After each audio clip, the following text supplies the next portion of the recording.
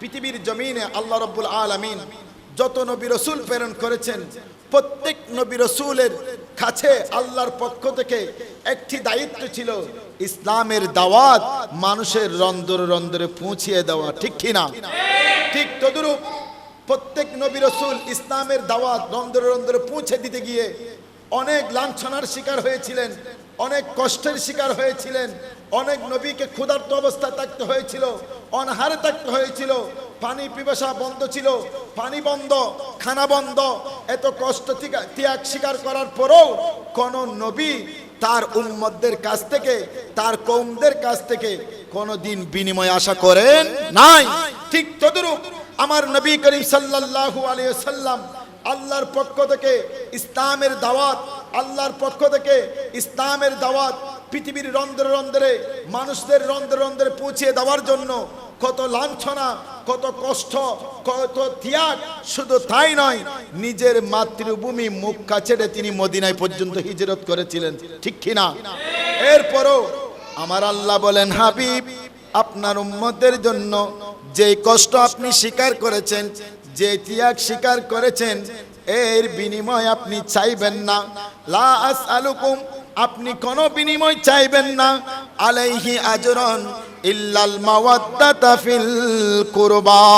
হাবিব আপনার লাঞ্ছনার শিকারের কষ্টের কথা, ত্যাগের কথা, নিজের মাতৃভূমি মক্কা ত্যাগ, মদিনা হিজরতের কথা, এত কষ্টর পরও আপনি আপনার উম্মতদের কাছ থেকে এর কোনো বিনিময় চাইবেন না।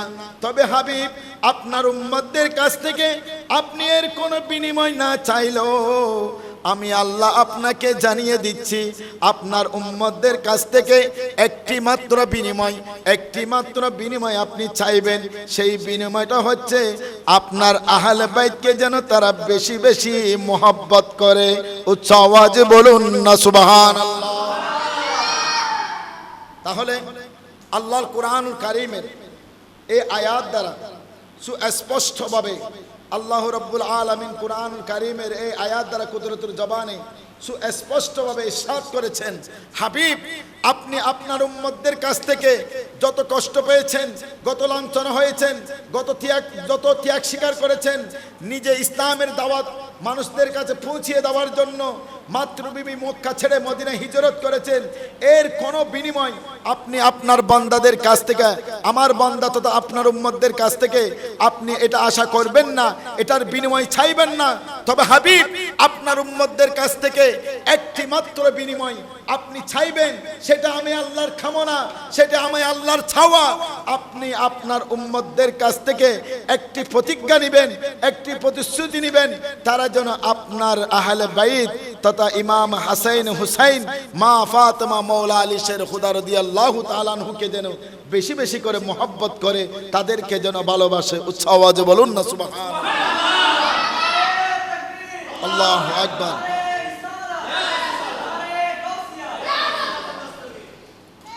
সম্মানিত উপস্থিত, আহলে বাইত কারা? তাদেরকে কেন ভালোবাসবো? তাদেরকে কেন মোহাব্বত করব? কেন আমার আল্লাহ তার হাবিব সাল্লাল্লাহু আলাইহি ওয়াসাল্লামের মাধ্যমে ইরশাদ করিয়েছেন, হাবিব আপনি যত কষ্ট পেয়েছেন, যত লাঞ্ছনার শিকার হয়েছেন, যত ত্যাগের শিকার হয়েছেন, আপনি আপনার উম্মতদের কাছ থেকে এর কোনো বিনিময় চাইবেন না। হাবিব কোনো বিনিময় না চাইলেও আপনি তাদের কাছ থেকে একটা বিনিময় চাইবেন। সেই বিনিময়টা হলো তারা যেন আপনি নবীর আহলে বাইত পাক পঞ্জতন, আপনি নবীর আওলাদকে যেন তারা বেশি বেশি মোহাব্বত করে, বেশি বেশি যেন ভালোবাসে। উচ্চ আওয়াজে বলুন না সুবহানাল্লাহ। এবার আমার নবী করিম সাল্লাল্লাহু আলাইহি ওয়াসাল্লাম মিশকাত শরীফের 573 পৃষ্ঠার মধ্যে হাদিস কানা এসেছেন। তিরমিজি শরীফের মধ্যে ইবনে আব্বাস রাদিয়াল্লাহু তাআলা আনহু থেকে বর্ণিত, তিনি বলেন, আলা রাসূলুল্লাহ সাল্লাল্লাহু আলাইহি ওয়াসাল্লাম, নবী করিম সাল্লাল্লাহু আলাইহি ওয়াসাল্লাম ইরশাদ করেছেন, আহিবুল্লাহ লিমা ইয়াযুকুম বিহি মিন নিয়ামতি। উচ্চ আওয়াজে বলুন না সুবহানাল্লাহ। তিরমিজি শরীফের মধ্যে ইবনে আব্বাস রাদিয়াল্লাহু তাআলা আনহু যে হাদিস খানা মিশকাত শরীফের মধ্যে 573 পৃষ্ঠার মধ্যে এসেছেন, সাইয়েদনা ইবনে আব্বাস রাদিয়াল্লাহু তাআলা আনহু ইরশাদ করেছেন, আলা রাসূলুল্লাহ সাল্লাল্লাহু আলাইহি ওয়াসাল্লাম, নবী করিম সাল্লাল্লাহু আলাইহি ওয়াসাল্লাম ইরশাদ করেছেন, আহিব্বুল্লাহ লিমা ইয়াযুকুম বিহি মিন নি'মাতি। উচ্চ আওয়াজে বলুন না সুবহানাল্লাহ। নবী করিম সাল্লাল্লাহু আলাইহি ওয়াসাল্লাম ইরশাদ করেছেন, ও আল্লাহর বান্দা আমার উম্মতরা শোনো শোনো শোনো, তোমরা বেশি বেশি করে আমার আল্লাহকে মহব্বত করো, আমার আল্লাহকে বেশি বেশি ভালোবাসো। উচ্চ আওয়াজে বলুন না সুবহানাল্লাহ। নবী করিম সাল্লাল্লাহু আলাইহি ওয়াসাল্লাম বলেন, ও আমার উম্মতগণ, ও আমার উম্মতগণ শোনো শোনো শোনো, তোমরা আমার আল্লাহকে বেশি বেশি মহব্বত করো, বেশি বেশি ভালোবাসো। কেন ভালোবাসবো? ও হাবিব, আপনি একটু তাদেরকে জানিয়ে দিন। হাবিব, আপনি আপনার উম্মতদেরকে জানিয়ে দিন কেন ভালোবাসবো। নবী করিম সাল্লাল্লাহু আলাইহি ওয়াসাল্লাম বলেন, আহিব্বুল্লাহ লিমা ইয়াযুকুম বিহি মিন নি'মাতি। ও আমার উম্মতগণ, তোমরা তোমার প্রভুকে বেশি বেশি করে মহব্বত করো, তোমাদের প্রভুকে বেশি বেশি করে ভালোবাসো। কেননা তিনি তোমাদেরকে সৃষ্টি করেছেন, তোমাদের জন্য অনেক নিয়ামত দান করেছেন। উচ্চ আওয়াজে বলুন না সুবহানাল্লাহ। নবী ইয়া গৌসুল আযম দস্তগীর জিন্দাবাদ জিন্দাবাদ। নবী করিম সাল্লাল্লাহু আলাইহি সাল্লাম বলেন, ওহে আমার উম্মতগণ, তোমরা তোমাদের প্রভু তথা আল্লাহকে বেশি বেশি করে ভালোবাসো, মহব্বত করো। কেননা সেই আল্লাহ তোমাদের জন্য অনেক নিয়ামত দান করেছেন। উচ্চ আওয়াজে বলুন না সুবহানাল্লাহ। নবী করিম সাল্লাল্লাহু আলাইহি ওয়াসাল্লাম আরো ইরশাদ করেছেন, ওয়াহিবুনি লিহুবিল্লাহ। নবী করিম সাল্লাল্লাহু আলাইহি সাল্লাম বলেন, ও আমার উম্মতগণ, তোমরা বেশি বেশি করে আমার আল্লাহকে ভালোবাসো, কেননা তিনি তোমাদের জন্য অনেক নিয়ামত দান করেছেন। ওয়াহিবুনি লিহুবিল্লাহ। ও আমার উম্মতগণ, আল্লাহকে ভালোবাসে নিয়ামত পেয়েছো বিদায় আল্লাহকে বেশি বেশি করে ভালোবাসবে। আর তোমরা আমি হাবিব, আমি নবী, আমি মুস্তাফা, আমি মুহাম্মদকে বেশি বেশি করে ভালোবাসবে। কারণ আমি নবীর ভালোবাসার মাধ্যমে আল্লাহর ভালোবাসা পাওয়ার জন্য। উচ্চ আওয়াজে বলুন না সুবহানাল্লাহ। নবী করিম সাল্লাল্লাহু আলাইহি ওয়াসাল্লাম ইরশাদ করেছেন, তিনি বলেন, ওহে আমার উম্মতগণ, তোমরা আল্লাহকে বেশি বেশি করে ভালোবাসো। কেন ভালোবাসবে? কারণ সেই আল্লাহ তোমাদের জন্য অনেক নিয়ামত দান করেছেন। উচ্চ আওয়াজে বলুন না সুবহানাল্লাহ। আর সে নিয়ামতের খোদাকে ভালোবাসবে আমি নবীকে ভালোবাসার মাধ্যমে। উচ্চ আওয়াজে বলুন না সুবহানাল্লাহ। ওয়াহিবুনি লিহুবিল্লাহ। নবী করিম সাল্লাল্লাহু আলাইহি সাল্লাম বলেন, তোমরা আমি নবীকে ভালোবাসো, আমি নবীকে মহব্বত করো, আমি নবীকে তোমরা অন্তরের অন্তরস্থল থেকে বেশি বেশি করে ভালোবাসো, আমি নবীকে তোমরা তোমাদের জানে সে বেশি আপন ভাবো। কেন? তোমরা যদি তোমাদের প্রভুর ভালোবাসা অর্জন করতে চাও, তাহলে তোমরা সর্বপ্রথম আমি নবীর ভালোবাসার বীজ অন্তরের মধ্যে স্থাপন করো। উচ্চ আওয়াজে বলুন না সুবহানাল্লাহ।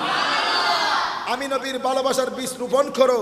আমি নবীর ভালোবাসা অর্জনের মাধ্যমেই তো তোমরা তোমার প্রভুর ভালোবাসা অর্জন করতে পারবে। উচ্চ আওয়াজে বলুন না সুবহানাল্লাহ।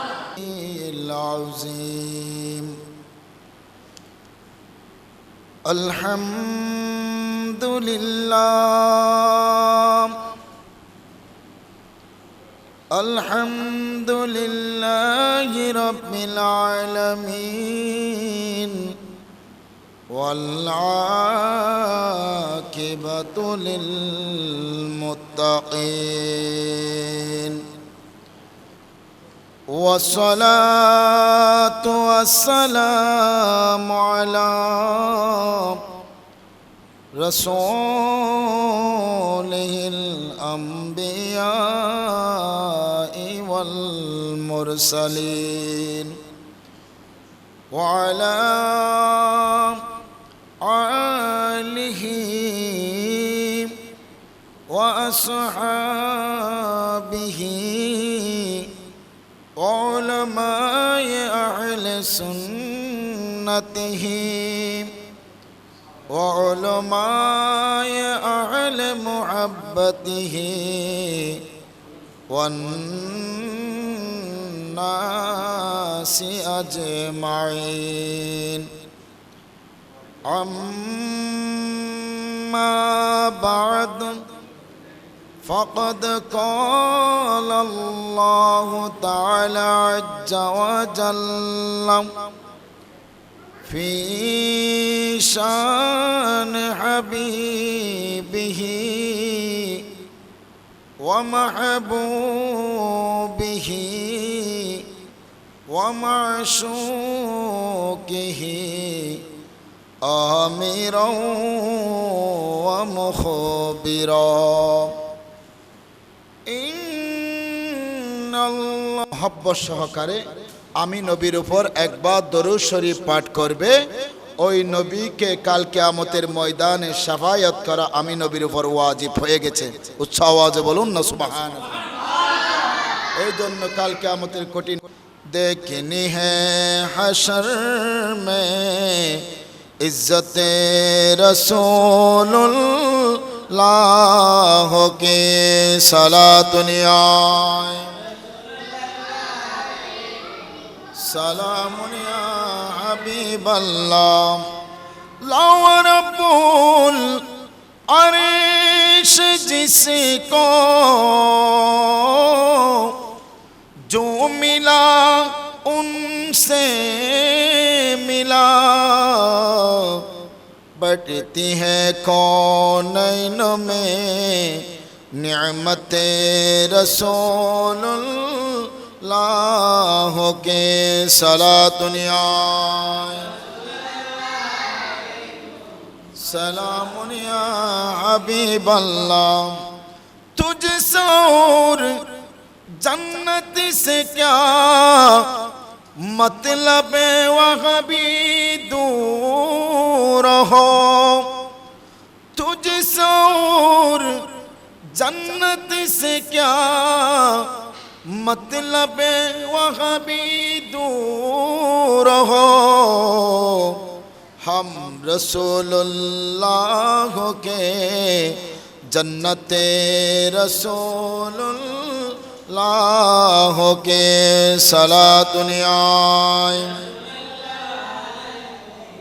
سلام یا حبیب اللہ علیکم أعوذ بالله من الشيطان الرجيم ببركة وبفضل بسم الله الرحمن الرحيم قل لا أسألكم عليه أجرا إلا المودة في القربى وقال رسول الله صلى الله عليه وسلم من أحب الحسن والحسين فقد أحبني ومن أبغضهما فقد أبغضني صدق الله المولانا العظيم وصدق رسوله النبي الحبيب الكريم ونحن على ذلك من الشاهدين والشاكرين رب صل وسلم وبارك عليه সবাই আমার সাথে একের সাথে মোহাব্বত সহকারে ইমাম হুসাইন রাদিয়াল্লাহু তাআলা আনহু শানে মানকাবাত সবাই মোহাব্বত সহকারে একসাথে পাঠ করবেন, কারণ আমরা সবাই এমন একটি সময় এমন একটি মুহূর্তে আল্লাহর ঘর এই মসজিদে উপস্থিত হয়েছি যেই সময়টা হচ্ছে মুহররম মাসের সময়, ঠিক কিনা? এই মাসের অনেক অনেক অনেক গুরুত্ব এবং ফজিলত রয়েছে।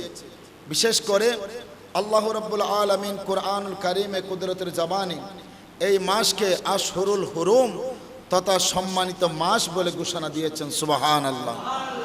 একদিক দিয়ে মুহররম মাস, আরেক দিক দিয়ে এই মাসে এমন একটি দিন আছে যে দিনকে হাদিসে পাকের মধ্যে ইয়ৌমুল আশুরা তথা আশুরার দিন বলে ধার্য করা হয়েছে, আশুরার দিন বলে ঘোষণা করা হয়েছে।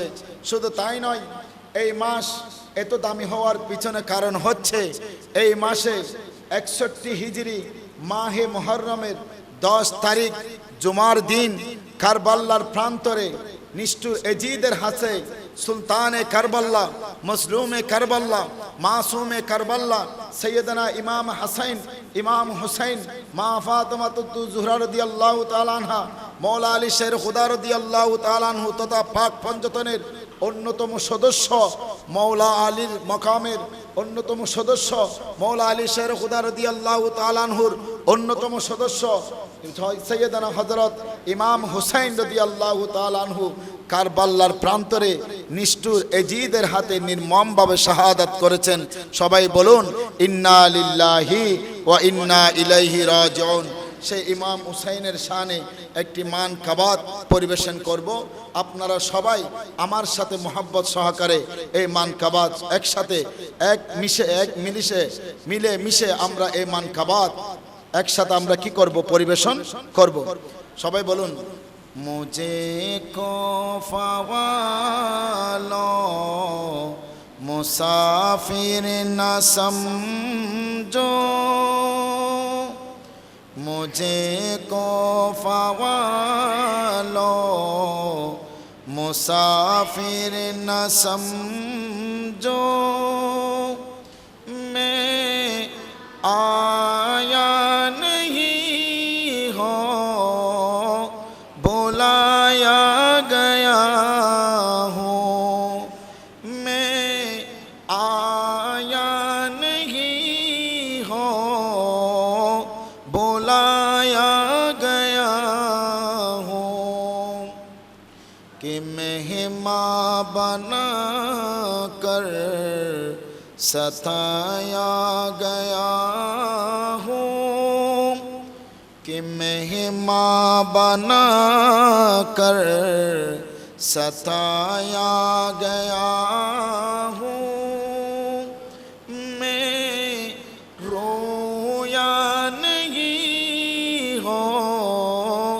लुलाया गया हूँ, मैं रोया नहीं हो लुलाया गया हूँ, मुझे को फ़वालो मुसाफिर न समझो, मैं आया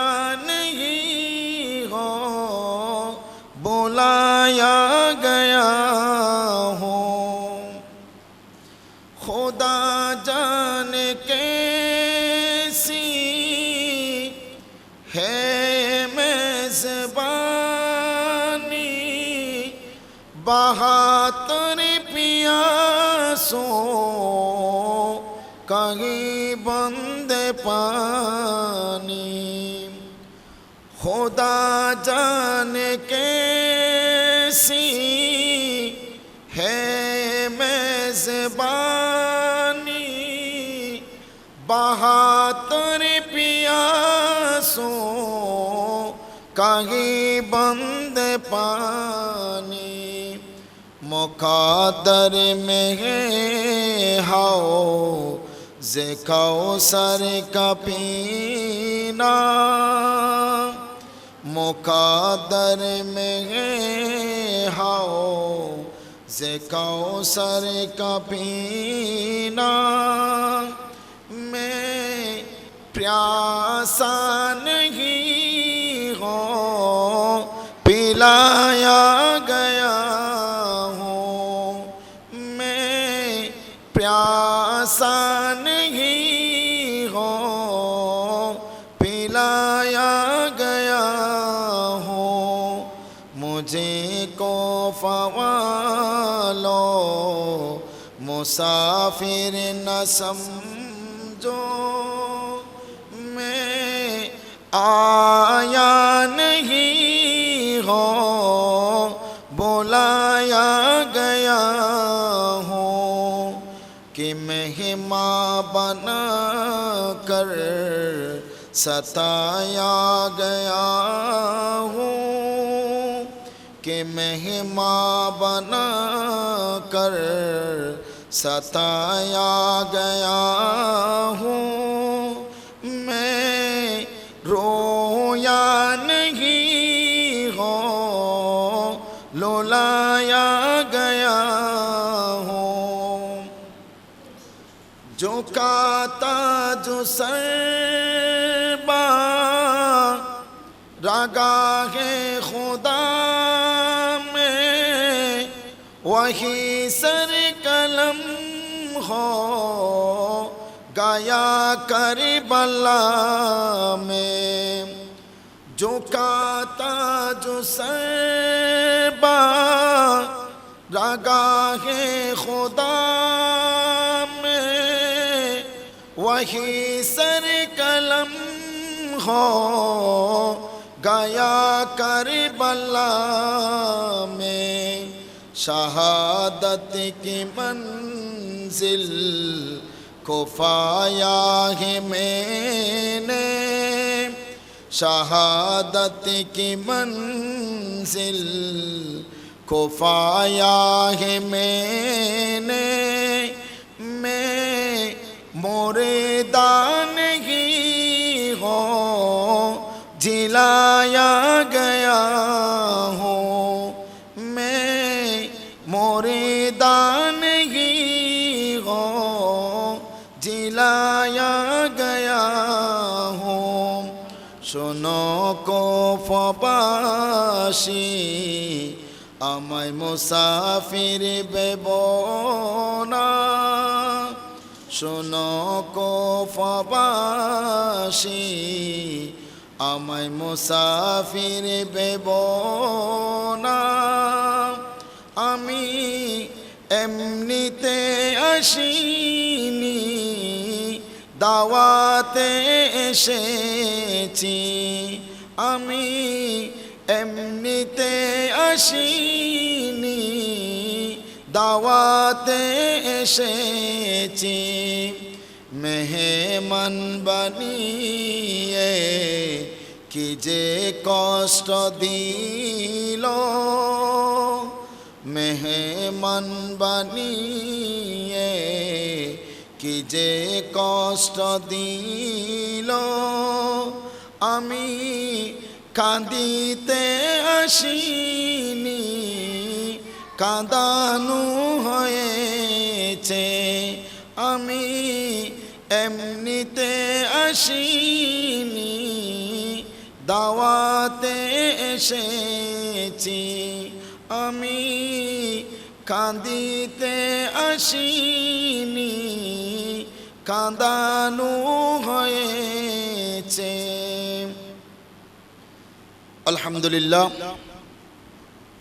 আলহামদুলিল্লাহ ওয়া শুকরান লিল্লাহ সম্মানিত উপস্থিত মুসল্লিনে কেরাম আল্লাহ প্রেমিক রাসূল প্রেমিক মুরব্বিনে কেরাম নওজোয়ান ভাইরা ছোট ছোট মাসুম বাচ্চারা মাইকের আওয়াজ যতটুকু যাচ্ছেন আমার পর্দানশীল মা ও বোনেরা রহমানি ওয়া রাহমাকুমুল্লাহ সর্বপ্রথম আমি গুনাহগারের সালামটি গ্রহণ করুন আসসালামু আলাইকুম ওয়া রাহমাতুল্লাহি ওয়া বারাকাতুহু মহান মুনিব সৃষ্টিকর্তার কুদরতির রাজ দরবারে অন্তরের স্থল থেকে শুকরিয়া জ্ঞাপন করি যে রব্বুল আলামিন আমাদের মতো কিছু গুনাহগার বান্দাদেরকে অত্যন্ত দয়া করে রহম করে মেহেরবানি নসিব করে শারীরিক মানসিক সুস্থতার মাধ্যমে আল্লাহর ঘর তথা এই মসজিদে সশরীরে উপস্থিত হওয়ার বিশেষ করে আমার নবীর আহলে বাইত রাসূল সাল্লাল্লাহু আলাইহি ওয়াসাল্লামের শান মান মাহফিলে পবিত্র শুহাদায়ে কারবালার আজিমুশ শান এ নুরানি ইরফানি মাহফিলে আমাদেরকে রব্বুল আলামিন শারীরিক মানসিক সুস্থতার মাধ্যমে মাহফিলে আসার বসার তৌফিক দান করেছেন এই জন্য মহান মুনিব সৃষ্টিকর্তার কুদরতের রাজ দরবারে অন্তরের অন্তরস্থল থেকে শুকরিয়া জ্ঞাপন করি। সবাই জবান খুলে উচ্চ আওয়াজে মোহাব্বতে বলি আলহামদুলিল্লাহ। সাথে সাথে লক্ষ লক্ষ কোটি কোটি দরুদে সালামের নাজরানা পেশ করি সেই মহান সত্তার দরবারে, যার প্রেমে, যার ভালোবাসায়, যার মোহাব্বতে রব্বুল আলামিন দুনিয়ার এই তামাম জাহান সৃষ্টি করেছেন। আকায়ে নামদার, তাজদারে মদিনা, সরকারে দু আলম, হুজুরে পুরনূর হযরত আহমদ মুজতবা মুহাম্মদুর রাসূলুল্লাহ সাল্লাল্লাহু আলাইহি ওয়াসাল্লামের নূরানি কদম মুবারকে লক্ষ লক্ষ কোটি কোটি দরুদে সালামের নজরানা পেশ করি। বিশেষ করে শ্রদ্ধার সাথে স্মরণ করি সমস্ত আহলে বাইত রাসূল সাল্লাল্লাহু আলাইহি ওয়াসাল্লাম, যেই সমস্ত আহলে বাইত রাসূল সাল্লাল্লাহু আলাইহি ওয়াসাল্লাম 61 হিজরি কারবালার প্রান্তরে 10 মুহররম নানাজির ইসলামকে কিয়ামত পর্যন্ত দায়েম আর কায়েম রাখার জন্য আপন আপন বুকের তাজা রক্ত বিলীন করে শাহাদাতের শরফ পান করে দিন ইসলামের জন্য যাদের জান মাল কুরবানি করে দিয়েছেন সেই সমস্ত আহলে বাইত রাসূল সাল্লাল্লাহু আলাইহি সাল্লাম, সেই সমস্ত 72 সাহাবী সহ নবীর আহলে বাইত রাসূল সাল্লাল্লাহু আলাইহি সাল্লাম যারা শাহাদাত বরণ করেছেন তাদেরকে আমরা শ্রদ্ধার সাথে স্মরণ করি। বিশেষ করে শ্রদ্ধার সাথে স্মরণ করি সেই সমস্ত আউলিয়া কেরামদের যাদের অক্লান্ত আত্মত্যাগ পরিশ্রমের মাধ্যমে সুন্দর একটি দিন তথা আমরা ইসলাম পেয়েছি।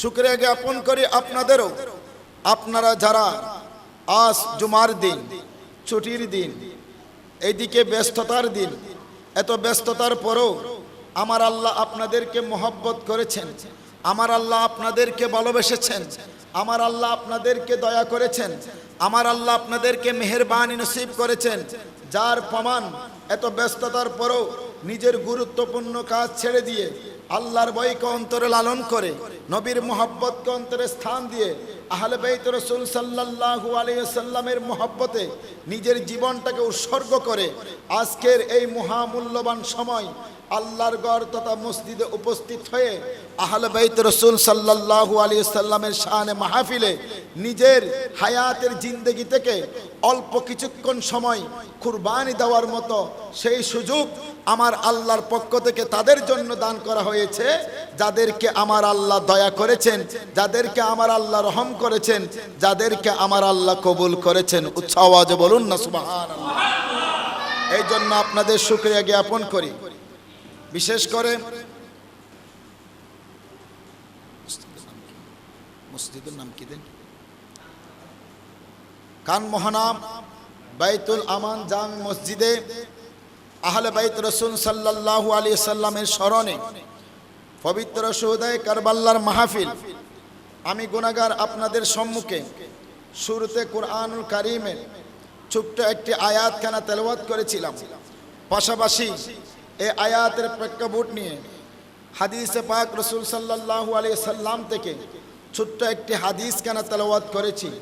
আমি আপনাদেরকে বেশিক্ষণ কষ্ট দিব না, অল্প সময়ের মধ্যে আমি কোরআন এবং হাদিসের আলোকে কয়েকটি কথা বলে আহলে বাইত রাসূল সাল্লাল্লাহু আলাইহি ওয়াসাল্লাম কারা তাদের পরিচয়টা আপনাদের কাছে তুলে ধরে আমি আমার অগুছালো বক্তব্যকে গুছালো করে অতি অল্প সময়ের মধ্যে সংক্ষিপ্তভাবে ইতি টানার জন্য চেষ্টা করব। আল্লাহ রাব্বুল আলামিন আল্লাহর দরবারে ফরিয়াদ করি, আল্লাহ রাব্বুল আলামিন আমাকে আপনাদেরকে অতটুকু সময় পর্যন্ত ধৈর্য ধারণ করে বসার, আলোচনাগুলো শোনার, শ্রবণ করার, বাস্তব জীবনে এর শিক্ষা আমল করে আমাদের হায়াতের বাকি জিন্দেগি আমরা যেন কোরআন হাদিসের আলোকে আহলে বাইত রাসূল সাল্লাল্লাহু আলাইহি ওয়াসাল্লামের মহব্বতের মাধ্যমে এই জীবন যেন আমরা সুন্দরভাবে পরিচালনা করতে পারি। আল্লাহ আমাদেরকে সেই তৌফিক দান করুন। সবাই বলুন আমিন। আল্লাহুম্মা সাল্লি আলা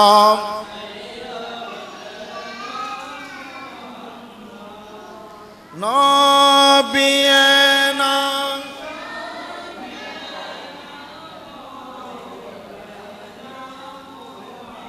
কোথায় রইলেন প্রাণের নবী আমাদেরকে ছাড়িয়া।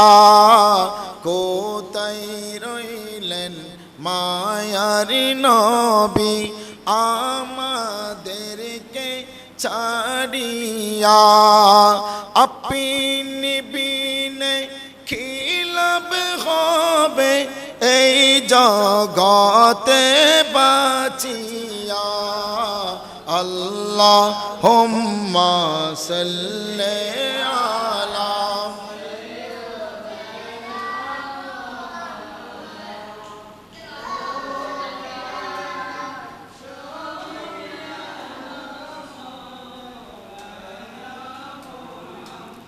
সম্মানিত উপস্থিত আমার আল্লাহ কুরআনুল কারীমের সূরা শুরার এই ছোট্ট আয়াতে কারিমার মাধ্যমে এই আয়াতের তাফসীর হচ্ছে আমার আল্লাহ বলেন কুল হে রাসূল আপনি আপনার উম্মত তথা আমার বান্দাদেরকে জানিয়ে দিন লা আসআলুকুম আলাইহি আজরান ইল্লাল মাওয়াদ্দাতা ফিল কুরবা হাবিব আপনি আমার বান্দা আপনার উম্মতদেরকে জানিয়ে দিন আপনি রাসূল যে উম্মতের জন্য হাজার হাজার বার চোখের পানি ফেলিয়েছেন হাবিব যে উম্মতের জন্য আপনি শরীর থেকে রক্ত মুবারক ঝরিয়েছেন হাবিব যে উম্মতের জন্য আপনি প্রতিনিয়ত সিজদায় পড়ে পড়ে আমি আল্লাহর দরবারে ফরিয়াদ করতেন রব্বি হাবিলি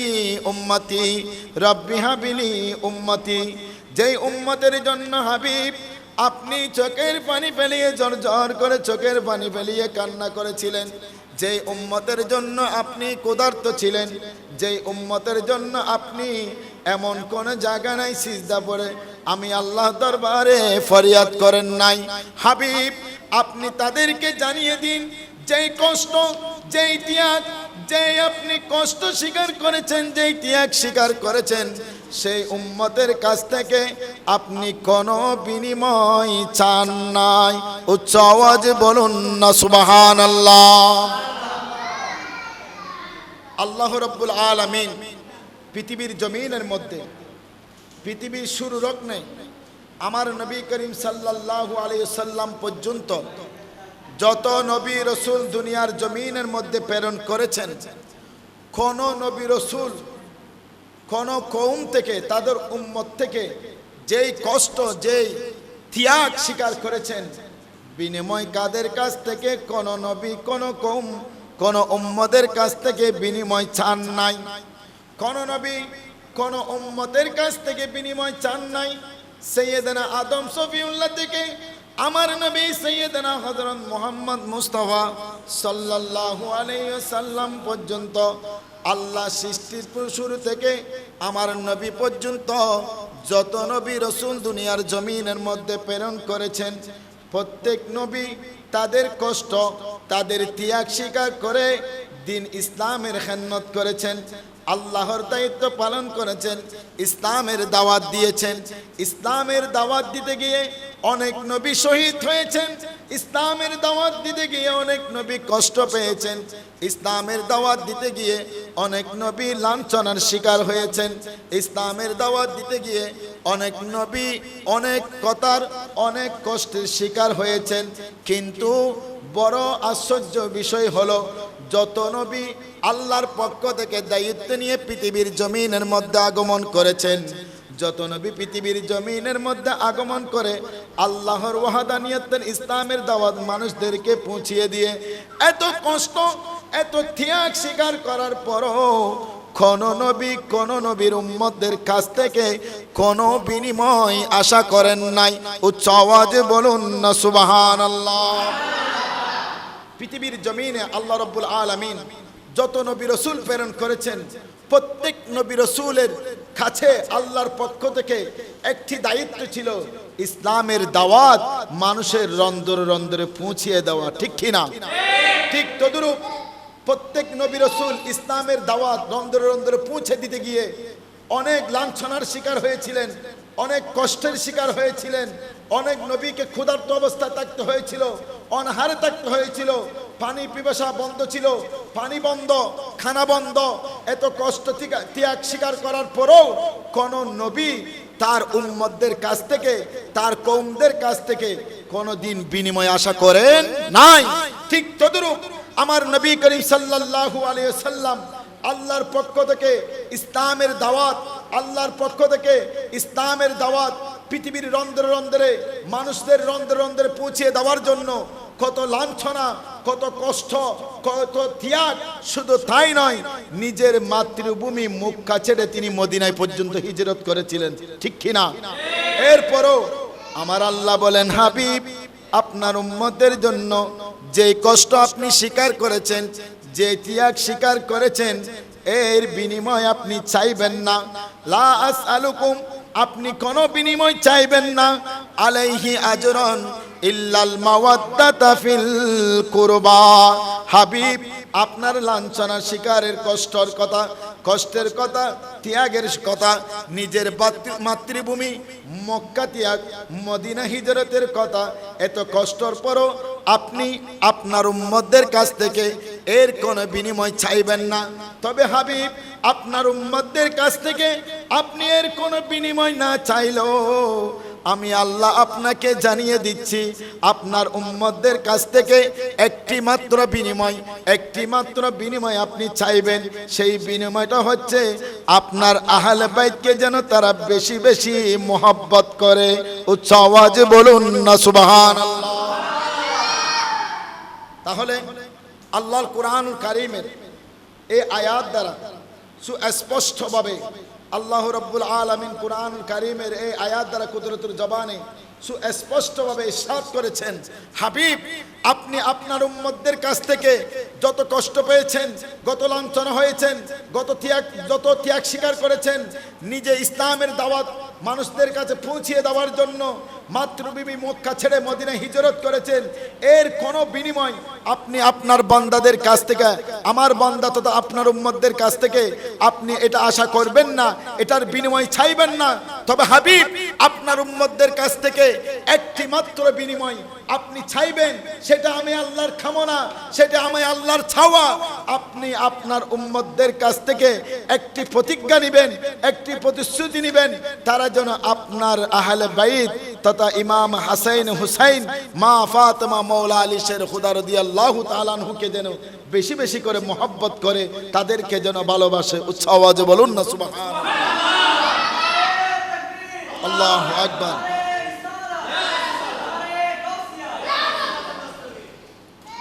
সম্মানিত উপস্থিত, আহলে বাইত কারা?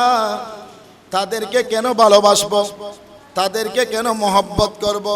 কেন আমার আল্লাহ তার হাবিব সাল্লাল্লাহু আলাইহি ওয়াসাল্লামের মাধ্যমে ইরশাদ করিয়েছেন, হাবিব আপনি যত কষ্ট পেয়েছেন, যত লাঞ্ছনার শিকার হয়েছেন, যত ত্যাগের শিকার হয়েছেন, আপনি আপনার উম্মতদের কাছ থেকে এর কোনো বিনিময় চাইবেন না। হাবিব কোনো বিনিময় না চাইলেও আপনি তাদের কাছ থেকে একটা বিনিময় চাইবেন। সেই বিনিময়টা হলো তারা যেন আপনি নবীর আহলে বাইত পাক পঞ্জতন, আপনি নবীর আওলাদকে যেন তারা বেশি বেশি মোহাব্বত করে, বেশি বেশি যেন ভালোবাসে। উচ্চ আওয়াজে বলুন না সুবহানাল্লাহ।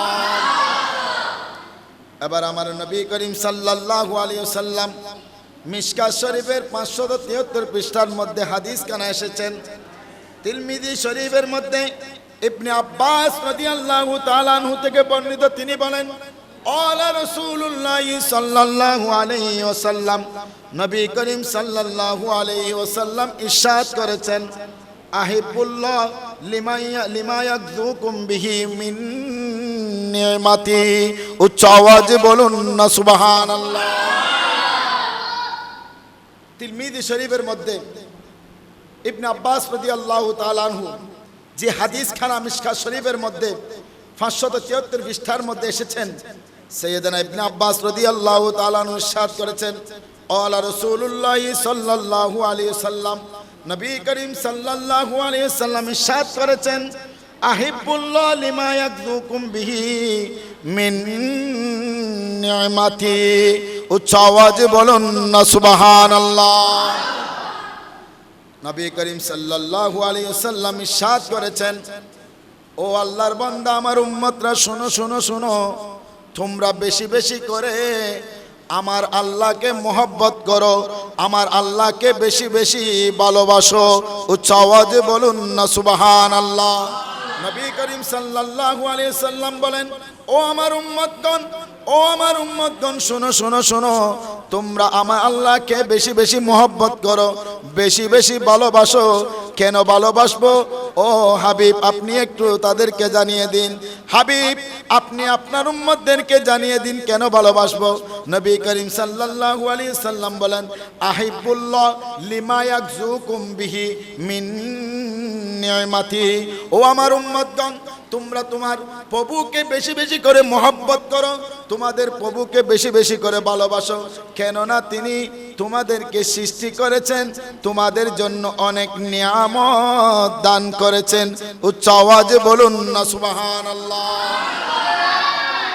নবী ইয়া গৌসুল আযম দস্তগীর জিন্দাবাদ জিন্দাবাদ। নবী করিম সাল্লাল্লাহু আলাইহি সাল্লাম বলেন, ওহে আমার উম্মতগণ, তোমরা তোমাদের প্রভু তথা আল্লাহকে বেশি বেশি করে ভালোবাসো, মহব্বত করো। কেননা সেই আল্লাহ তোমাদের জন্য অনেক নিয়ামত দান করেছেন। উচ্চ আওয়াজে বলুন না সুবহানাল্লাহ। নবী করিম সাল্লাল্লাহু আলাইহি ওয়াসাল্লাম আরো ইরশাদ করেছেন, ওয়াহিবুনি লিহুবিল্লাহ। নবী করিম সাল্লাল্লাহু আলাইহি ওয়াসাল্লাম বলেন, ও আমার উম্মতগণ, তোমরা বেশি বেশি করে আমার আল্লাহকে ভালোবাসো, কেননা তিনি তোমাদের জন্য অনেক নিয়ামত দান করেছেন।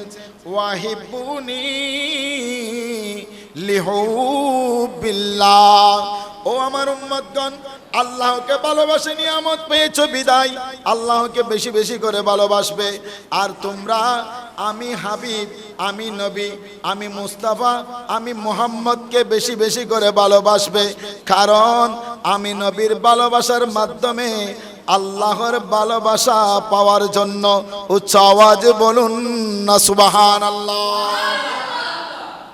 নবী করিম সাল্লাল্লাহু আলাইহি ওয়াসাল্লাম ইরশাদ করেছেন, তিনি বলেন, ওহে আমার উম্মতগণ, তোমরা আল্লাহকে বেশি বেশি করে ভালোবাসো। কেন ভালোবাসবে? কারণ সেই আল্লাহ তোমাদের জন্য অনেক নিয়ামত দান করেছেন। উচ্চ আওয়াজে বলুন না সুবহানাল্লাহ। আর সে নিয়ামতের খোদাকে ভালোবাসবে আমি নবীকে ভালোবাসার মাধ্যমে। উচ্চ আওয়াজে বলুন না সুবহানাল্লাহ। ওয়াহিবুনি লিহুবিল্লাহ। নবী করিম সাল্লাল্লাহু আলাইহি সাল্লাম বলেন, তোমরা আমি নবীকে ভালোবাসো, আমি নবীকে মহব্বত করো, আমি নবীকে তোমরা অন্তরের অন্তরস্থল থেকে বেশি বেশি করে ভালোবাসো, আমি নবীকে তোমরা তোমাদের জানের চেয়ে বেশি আপন ভাবো। কেন? তোমরা যদি তোমাদের প্রভুর ভালোবাসা অর্জন করতে চাও, তাহলে তোমরা সর্বপ্রথম আমি নবীর ভালোবাসার বীজ অন্তরের মধ্যে স্থাপন করো। উচ্চ আওয়াজে বলুন না সুবহানাল্লাহ। আমি নবীর ভালোবাসার বীজ রোপণ করো। আমি নবীর ভালোবাসা অর্জনের মাধ্যমেই তো তোমরা তোমার প্রভুর ভালোবাসা অর্জন করতে পারবে। উচ্চ আওয়াজে বলুন না সুবহানাল্লাহ। এরপর আমার নবী বলেন, ওয়াহিব্বু আহলা বাইতি লিহুবিল্লাহ। উচ্চ আওয়াজে বলুন না সুবহানাল্লাহ। এই হাদিস শরীফ থেকে নবী করিম সাল্লাল্লাহু আলাইহি ওয়াসাল্লাম আমাদেরকে তিনটা মেসেজ দিয়েছেন। এক নম্বর মেসেজ হচ্ছে নবী করিম সাল্লাল্লাহু আলাইহি সাল্লাম ইরশাদ করেছেন, তোমরা আল্লাহকে ভালোবাসো, আল্লাহকে মহব্বত করো, আল্লাহকে বিশ্বাস করো, আল্লাহকে বেশি বেশি করে ভালোবাসো। কেন ভালোবাসবে? কারণ সেই আল্লাহ তোমাদের জন্য অনেক নিয়ামত দান করেছেন। উচ্চ আওয়াজে বলুন না সুবহানাল্লাহ। এরপরে বলেন আমার নবী যে তোমরা আমি নবীকে বেশি বেশি করে মহব্বত করো, আমি নবীকে বেশি বেশি করে ভালোবাসো। আমি নবীকে মহব্বত ভালোবাসবে এই জন্যই কারণ আমি নবীর মহব্বত ভালোবাসার মাধ্যমেই তোমরা আমার আল্লাহর ভালোবাসা তোমরা দাবিদার হবে, আমার আল্লাহর ভালোবাসা তোমরা পেয়ে যাবে। উচ্চ আওয়াজে বলুন না সুবহানাল্লাহ। তার হাদিস শরীফ থেকে আমাদের কাছে কি মেসেজ আসলো?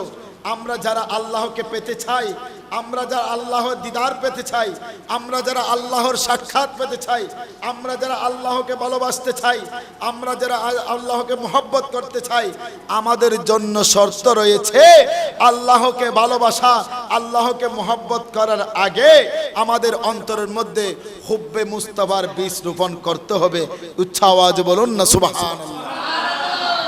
শুধু তাই নয়, আমার নবী বলেন ওয়াহিব্বু আহলা বাইতি লিহুব্বি, তোমরা আমি নবীর আহলে বাইত, আমি নবীর আওলাদ, আমি নবীর আহলে বাইত, আমি নবীর বংশধরকে বেশি বেশি করে মহব্বত করো, ভালোবাসো। কেননা লিহুব্বি, তাদের ভালোবাসার মাধ্যমে তোই আমি নবীর ভালোবাসা। উচ্চ আওয়াজে বলুন না সুবহানাল্লাহ। দেখেন এই হাদিস শরীফের মধ্যে নবী করিম সাল্লাল্লাহু আলাইহি সাল্লাম আমাদেরকে কন্ডিশন দিয়েছেন যে তোমরা আল্লাহকে ভালোবাসো। আল্লাহকে ভালোবাসবে এই জন্যই আল্লাহ তোমাদের জন্য অনেক নিয়ামত দান করেছেন। তোমরা আমি নবীকে ভালোবাসো, কেননা আমি নবীর ভালোবাসার মাধ্যমে আল্লাহর ভালোবাসা অর্জিত হয়। তোমরা আমার আহলে বাইত, পাক পঞ্জতন, আমি আমার আওলাদ, আমার বংশধর সৈয়দনা ইমাম হাসান, ইমাম হুসাইন, মাওলা আলী, শের খুদা রাদিয়াল্লাহু তাআলা আনহু, ফাতেমাতুজ জোহরা রাদিয়াল্লাহু তাআলা আনহু, এই আমার আহলে বাইত, এই আমার বংশধরকে বেশি বেশি করে মহব্বত করো, বেশি বেশি করে ভালোবাসো, তাদেরকে তাজিম করো, তাদেরকে সম্মান করো। কারণ তাদের তাজিম, তাদের সম্মান, তাদের মহব্বত, তাদের ভালোবাসার মাধ্যমে আমি নবীর ভালোবাসা তোমরা অর্জন করবে। আর আমি নবীর ভালোবাসার মাধ্যমে তোমরা আল্লাহর ভালোবাসা অর্জন করবে। আর যেই ব্যক্তি আহলে বাইত রাসূল সাল্লাল্লাহু আলাইহি সাল্লামের মহব্বত ভালোবাসার মাধ্যমে নবীর ভালোবাসা অর্জন করেছে, নবীর ভালোবাসার মাধ্যমে আল্লাহর ভালোবাসা অর্জন করেছে, যেই ব্যক্তি আহলে বাইতের ভালোবাসার মাধ্যমে আর নবীর ভালোবাসার মাধ্যমে আল্লাহর ভালোবাসা অর্জন করেছে, আমার আল্লাহ বলেন ওই বান্দার জন্য চিরস্থায়ী ঠিকানা হচ্ছে একমাত্র জান্নাত। উচ্চ আওয়াজে বলুন না সুবহানাল্লাহ। জান্নাত আমাদের জন্য কঠিন না সহজ? বলেন সহজ। জান্নাত আমাদের জন্য কঠিন না সহজ? সহজে আমরা জান্নাত যেতে পারি। তার সহজে জান্নাতে আমরা কেমনে যাব? প্রশ্ন করেন হুজুর, আপনি যে বলেছেন জান্নাত আমাদের জন্য সহজ, জান্নাতে আমরা কেমনে সহজ আমাদের জন্য, একটু আমাদেরকে বুঝিয়ে বলেন। হাদিস শরীফ দ্বারা আমার নবী মেসেজ দিয়েছেন যে তোমরা যদি আল্লাহর ভালোবাসা পেতে চাও তাহলে আগে নবীর ভালোবাসার বীজ রোপণ করো। নবীর ভালোবাসা যদি পেতে চাও আহলে বাইতের বীজ, ভালোবাসার বীজ তোমরা অন্তরে রোপণ করো। আহলে বাইত রাসূল সাল্লাল্লাহু আলাইহি সাল্লামের ভালোবাসার মাধ্যমে নবীর ভালোবাসা, নবীর ভালোবাসার মাধ্যমে আল্লাহর ভালোবাসা, আল্লাহর ভালোবাসার মাধ্যমে ওই বান্দার চিরস্থায়ী ঠিকানা হচ্ছে জান্নাত। উচ্চ আওয়াজে বলুন না সুবহানাল্লাহ। তাহলে হাদিস শরীফ দ্বারা আমরা বুঝতে পেলাম, হাদিস শরীফ দ্বারা আমরা শিক্ষা পেলাম যার অন্তরের মধ্যে আহলে বাইতের ভালোবাসা থাকবে তার অন্তরের মধ্যে নবীর ভালোবাসা থাকবে, যার অন্তরের মধ্যে নবীর ভালোবাসা তার অন্তরের মধ্যে আল্লাহর ভালোবাসা, আর যার অন্তরের মধ্যে আল্লাহর ভালোবাসা তার চিরস্থায়ী ঠিকানা একমাত্র জান্নাতই তো হবে, এটার কোনো বিকল্প নাই। কারণ নবী করিম সাল্লাল্লাহু আলাইহি সাল্লামের মহব্বত, আহলে বাইত রাসূল সাল্লাল্লাহু আলাইহি সাল্লামের মহব্বতের মাধ্যমে তো আল্লাহ জান্নাতকে সৃষ্টি করেছেন। উচ্চ আওয়াজে বলুন না সুবহানাল্লাহ। সালাতুনিয়া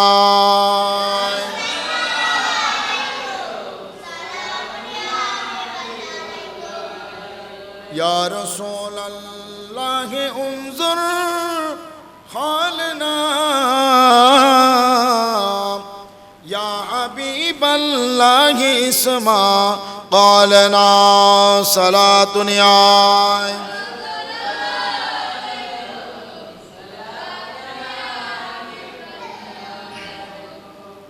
তাহলে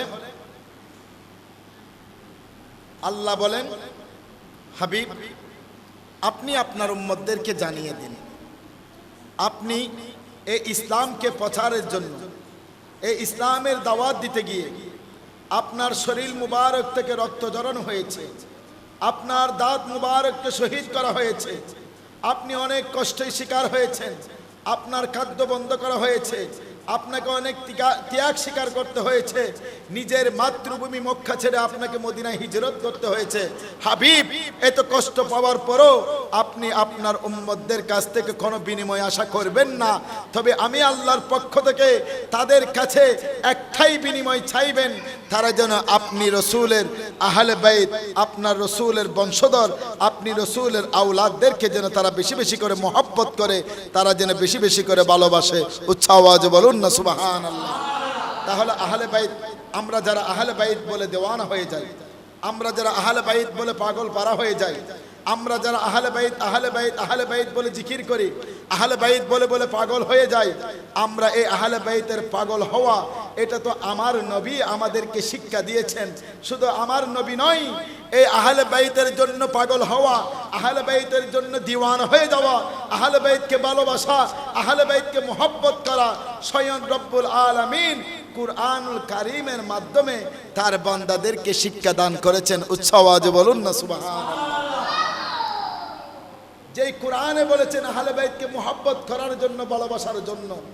শুধু তাই নয়, সূরা আহজাবের মধ্যে আমার আল্লাহ কুদরতের জবানে ইরশাদ করেছেন, ইন্নামা ইউরিদুল্লাহু লিইয়ুযহিবা আনকুমুর রিজসা আহলাল বাইত ওয়া ইউতাহহিরাকুম তাতহীরা।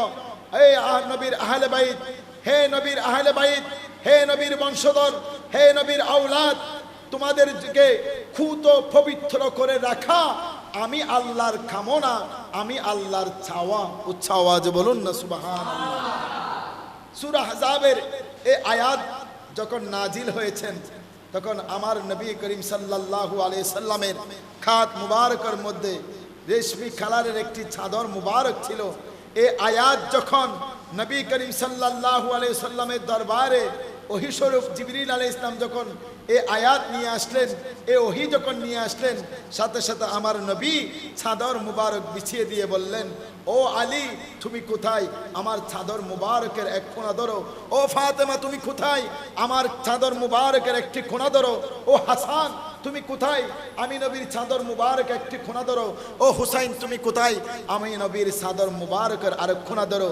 চারজন যখন চার কোণায় ধরলো, ওই চার কোণায় ধরার সাথে সাথে আমার নবী বলেন, ও আমার সাহাবীগণ, তোমরা প্রশ্ন করলে যে আল্লাহ যে বলেছে নবীর আহলে বাইতকে কুত পবিত্র করা, পুত পবিত্র করে রাখা আল্লাহর কামনা, আল্লাহর চাওয়া, তোমরা আমার কাছে প্রশ্ন করেছিলে আমি নবীর আহলে বাইত খারা। শুনো শুনো, তোমরা দেখে যাও, এরাই হচ্ছে আমি নবীর আহলে বাইত। উচ্চ আওয়াজে বলুন না সুবহানাল্লাহ। এদেরকে কুত পবিত্র করে রাখা, এদেরকে নিষ্পাপ করে রাখা, এদেরকে পাপ মুক্ত রাখা শুধু আমি নবীর কাজ নয়, স্বয়ং রব্বুল আলামিন লামকানের খোদার কাজ। উচ্চ আওয়াজে বলুন না সুবহানাল্লাহ। যাদেরকে পবিত্র করে রাখা আল্লাহ নিজের দায়িত্ব করে নিয়েছেন, যাদেরকে কুত পবিত্র রাখা, পাপ মুক্ত রাখা আল্লাহর কামনা, আল্লাহর ইচ্ছা বলেছেন, সেই ইমাম হুসাইনকে বর্তমান সমাজে এসে কতগুলো নামদারি মুনাফিক মুসলমান সেই ইমাম হুসাইনকে পাপের মধ্যে সম্পৃক্ত করাইতে চাই, ইমাম হুসাইনকে দোষারোপ করে, ইমাম হুসাইনের সাথে শত্রুতা করে, ইমাম হুসাইনের সাথে দুশ্মনী করে। তারা বলে এজিদের কাছে 61 হিজরি কারবালার প্রান্তরে ইমাম হুসাইন যুদ্ধের জন্য গিয়েছেন, ইমাম হুসাইন ক্ষমতার জন্য গিয়েছেন। নাউজুবিল্লাহি মিন যালিক। আরে বাবা, ইমাম হুসাইন যদি 61 হিজরি কারবালার প্রান্তরে যুদ্ধের জন্য যাইতো, তাহলে মাত্র 82 জন সৈন্য নিয়ে কি তিনি কুফার জমিনে যেতেন? তিনি যুদ্ধের সরঞ্জাম নিয়ে, তিনি যুদ্ধের প্রস্তুতি নিয়ে, সাহাবী কেরামদেরকে সাথে নিয়ে তিনি কুফার জমিনে যুদ্ধের জন্য যাইতেন। কিন্তু ইমাম হুসাইন যুদ্ধের জন্য নয়, ইসলামের দাওয়াতের জন্য, ইসলামের খেদমতের জন্য, নানাদির ইসলামকে বাস্তবায়ন করার জন্য, নানাদির ইসলামকে পুনর্জীবন দান করার জন্য কুফার জমিনে মাত্র 82 জন পরিবারের সদস্য নিয়ে তিনি রওনা হয়েছেন। উচ্চ আওয়াজে বলুন না সুবহানাল্লাহ। যেই সমস্ত নামদারি মুসলমান মুনাফিক ইমাম হুসাইনকে দোষারোপ করে, ইমাম হুসাইনের সাথে শত্রুতা পোষণ করে, ইমাম হুসাইনের সাথে দুশ্মনী পোষণ করে, আমরা নিশ্চিতভাবে বলতে পারি তারা হচ্ছে ওই সমস্ত যাদের অন্তরের মধ্যে, যাদের শরীরের মধ্যে এখনো পর্যন্ত এজিদের রক্ত প্রবাহিত রয়েছে। সেই দিন এজিদ ও কাফেলার মধ্যে আজান দিয়েছেন, ইমাম হুসাইনের কাফেলা তো আজান হয়েছে, আজানের ধ্বনির মধ্যে কোনো পরিবর্তন ছিল না, এই জিদের কাফেলায় যেভাবে আযান দেওয়া হয়েছে, ইমাম হুসাইনের কাফেলায় ঠিক তদ্রূপ আযান দেওয়া হয়েছে। ইমাম হুসাইনের কাফেলায় যেভাবে সূরা ফাতিহা পরিপূর্ণ পাঠ করা হয়েছে, এজিদের কাফেলায় নামাজও ঠিক তদ্রূপ সূরা ফাতিহা পাঠ করা হয়েছে।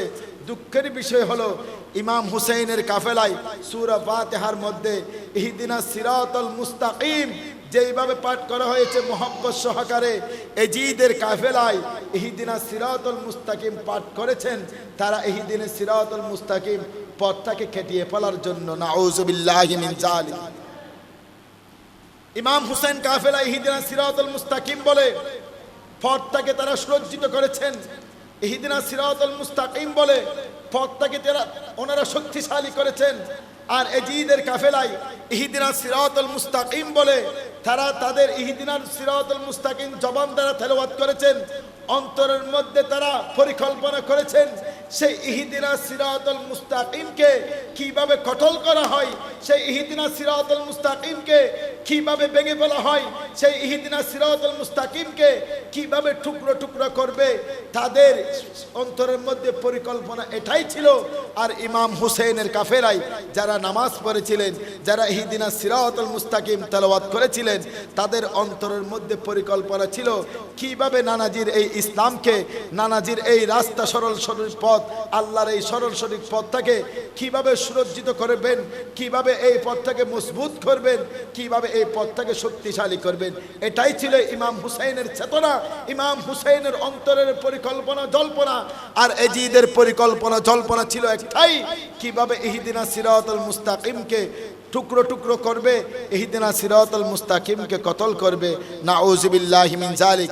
বর্তমান সমাজের মধ্যে এরকম অনেক নামদারি আলেম দেখবেন, তারা বসে বসে এজিদকে তারা পাপ থেকে মুক্ত রাখতে চায়। তারা বলে কারবালার প্রান্তরে 61 হিজরি ইমাম হুসাইন শহীদের পিছনে এজিদের কোনো হাত নাই। নাউযুবিল্লাহি মিন যালিক। আরে বাবা, আপনি আগে ইমাম হুসাইনের সেই কাফেলার আপনি ইতিহাস পড়ুন, কারবালার ইতিহাস পড়ুন। আপনি কারবালার ইতিহাস পড়লে সহজে বুঝতে পারবেন ইমাম হুসাইনকে হুসাইনের শহীদের পিছনে কার কার হাত রয়েছে। সর্বপরিকল্পনা ছিল একমাত্র এজিদের। নাউযুবিল্লাহি মিন যালিক। আর এই সমাজে এসে সেই নামদারি মৌলবীরা, মুনাফিক, সেই মুনাফিক বন্ড নামদারি মৌলবীরা এজিদকে পাপ থেকে মুক্ত রেখে ইমাম হুসাইনের উপর দোষারোপ ছাপিয়ে দেয়। আল্লাহ রাব্বুল আলামিন সেই নামদারি মুনাফিক এজিদি মুসলমানের হাত থেকে আমাদের হুসাইনি মুসলমানের জান মাল ইজ্জত আবরুত আল্লাহর কুদরতের হাতে হেফাজত করুক। সবাই বলুন আমিন। সালাতুনিয়া সালামুনিয়া। আমি বুঝাতে চেয়েছিলাম আল্লাহ যে আহলে বাইতের মুহাব্বতের কথা বলেছেন, আহলে বাইতকে ভালোবাসার কথা বলেছেন, আহলে বাইতকে মুহাব্বতের কথা বলেছেন, তাজিমের কথা বলেছেন, সম্মানের কথা বলেছেন। আহলে বাইত কারা, কাদেরকে আল্লাহ রাব্বুল আলামিন তাজিমের কথা বলেছেন, সম্মানের কথা বলেছেন, মুহাব্বতের কথা বলেছেন, ভালোবাসার কথা বলেছেন। শুধু তাই নয়, তার প্রিয় হাবিব সাল্লাল্লাহু আলাইহি সাল্লামকে কাদের ভালোবাসার বিনিময়ে আশা করতে বলেছেন, তাদের পরিচয়টা আপনাদের কাছে তুলে দেওয়া, এটাই ছিল আমার প্রথম কাজ। আমি এই কোরআন এবং হাদিসের আলোকে চেষ্টা করেছি আপনাদেরকে আহলে বাইত রাসূল সাল্লাল্লাহু আলাইহি সাল্লাম কারা, তাদেরকে চিনিয়ে দেওয়ার জন্য। কোরআন কারীম এবং হাদিসের শিক্ষা দ্বারা নবী করিম সাল্লাল্লাহু আলাইহি সাল্লাম যেই মেসেজ, যে বার্তা আমাদেরকে দিয়েছেন যে তোমরা আল্লাহকে ভালোবাসো। আল্লাহকে কেন ভালোবাসবে? কারণ সেই আল্লাহ তোমাদের জন্য অনেক নিয়ামত দান করেছেন। আর তোমরা আমি নবীকে ভালোবাসো, কারণ আল্লাহর ভালোবাসা যদি পেতে চাও, আমি নবীর ভালোবাসার কোনো বিকল্প নাই। আমি নবীর ভালোবাসার মাধ্যমেই তোমরা আল্লাহর ভালোবাসা অর্জন করবে। আর তোমরা আমার আহলে বাইত, আমার বংশ, আমার আওলাদদেরকে তোমরা বেশি বেশি করে মুহাব্বত করো, ভালোবাসো, কারণ তাদের ভালোবাসার মাধ্যমে আমি নবীর ভালোবাসা, আমি নবীর ভালোবাসার মাধ্যমে আল্লাহর ভালোবাসা, আর আল্লাহর ভালোবাসার মাধ্যমে সেই উম্মত, সেই বান্দার স্থান সিরাতের একমাত্র জান্নাত। আল্লাহ রাব্বুল আলামিন আমাদেরকে আহলে বাইত রাসূল সাল্লাল্লাহু আলাইহি সাল্লামের মুহাব্বত, ভালোবাসার মাধ্যমে আমরা যেন আমাদের এই জীবন সুন্দরভাবে পরিচালনা করতে পারি, আমাদেরকে সেই তৌফিক দান করুন। সবাই বলুন আমিন। সালাতুনিয়া।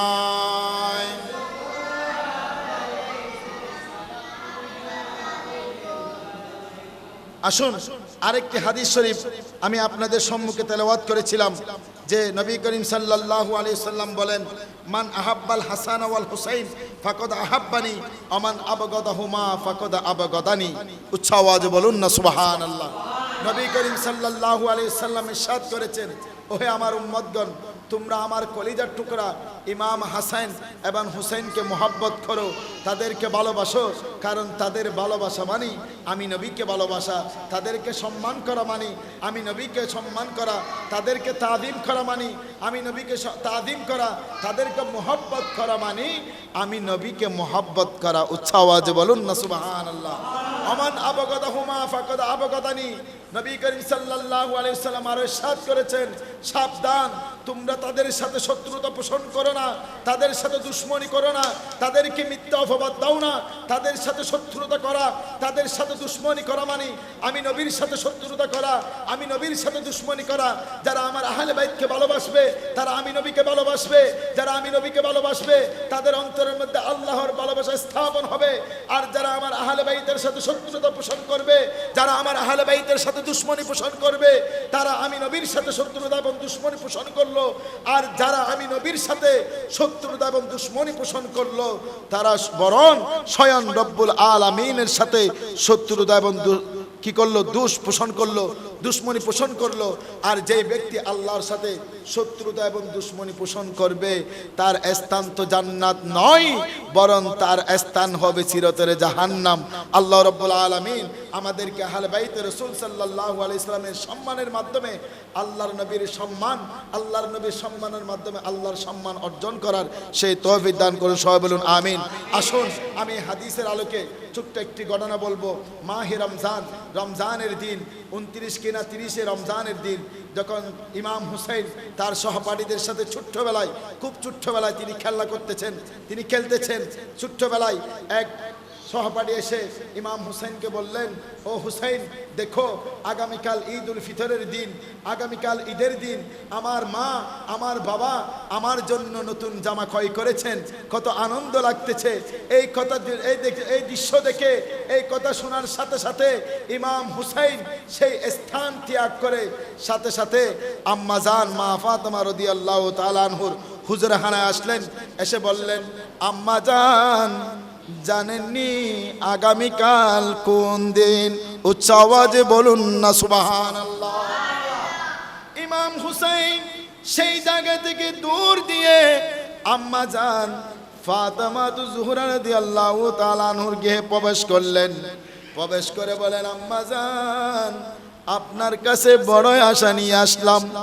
আম্মা জান আপনার কাছে জানতে চাই, আপনি কি জানেন আগামীকাল কোন দিন? উচ্চ আওয়াজে বলুন না সুবহানাল্লাহ। মা ফাতেমা ডাক দিয়ে কয়, ও আদরের সন্তান হুসাইন, আগামীকাল তো জানি আগামীকাল ঈদুল ফিতরের দিন। উচ্চ আওয়াজে বলুন না সুবহানাল্লাহ। ইমাম হুসাইন কয়, আম্মা জান আপনার কাছে জানতে বড় ইচ্ছা করে, ঈদুল ফিতরের দিন আসলে মা বাবা তার সন্তানদের জন্য নতুন জামার ব্যবস্থা করে, নতুন খাবারের ব্যবস্থা করে, নতুন পোশাকের ব্যবস্থা করে। আম্মা জান আগামীকাল যদি ঈদুল ফিতরের দিন হয়, প্রত্যেক মা বাবা যদি তার সন্তানের জন্য ঈদুল ফিতরের দিন নতুন পোশাক নতুন জামা ক্রয় করে, তাহলে আম্মা জান আমার ভাই হাসান এবং আমি হুসাইনের জন্য আগামীকাল ঈদুল ফিতরের দিনের নতুন জামার ব্যবস্থা হয়েছে নি? উচ্চ আওয়াজে বলুন না সুবহানাল্লাহ। ইয়া রাসূলুল্লাহ সাল্লাল্লাহু আলাইহি ওয়াসাল্লাম, ইয়া গৌসুল আযম দস্তিগীর, জিন্দাবাদ জিন্দাবাদ। আল্লাহুম্মা সাল্লি সাইয়্যিদিনা নবিয়িনা